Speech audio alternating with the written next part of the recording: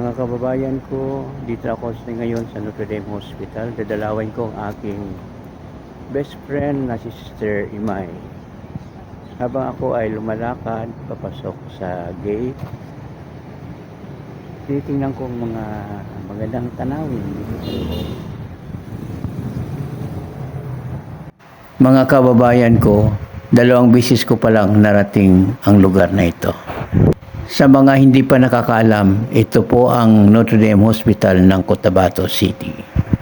Ito po ay isang pribadong hospital. Ang mga namamahala sa hospital na ito ay mga Dominican sisters. Na nagkataon, isa ng aking matalik na kaibigan na si Sister Imay.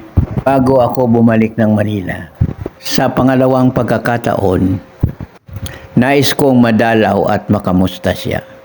Tingnan nyo ang ganda ng background ng hospital na ito. Siya nga pala mga kababayan ko, ang hospital na ito ay hindi lamang hospital, kundi isa ring paaralan ng mga midwifery. Morning bro! Good morning. Hey Sister Imay? Nandyan. Dadalawin ko. Nandyan siya. Oo. Kabrot ko.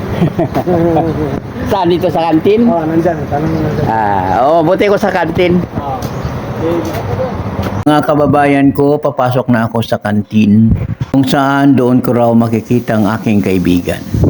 Medyo may kalayuan ang kanilang kantin sa gate. Dahil ang lugar na ito ay napakaluwang. Sa nakikita nyo ang lugar na ito ay napakaganda at napakatahimik. Sa wakas narating ko na nga ang kantin. Naabutan ko ang ilang staff na bumibili sa kantin. Nagulat sila dahil sa dumating ako. Nakita nila na mayroong isang vlogger na hindi pa kilala. Natawa sila dahil sa tanda kong ito, nangarap pa ako na maging vlogger. Ngunit para sa akin, kung saan ka masaya, doon ka. Ganun lang ang buhay mga kababayan ko. Sa madaling salita, nasa kabilang building si Sister Imay.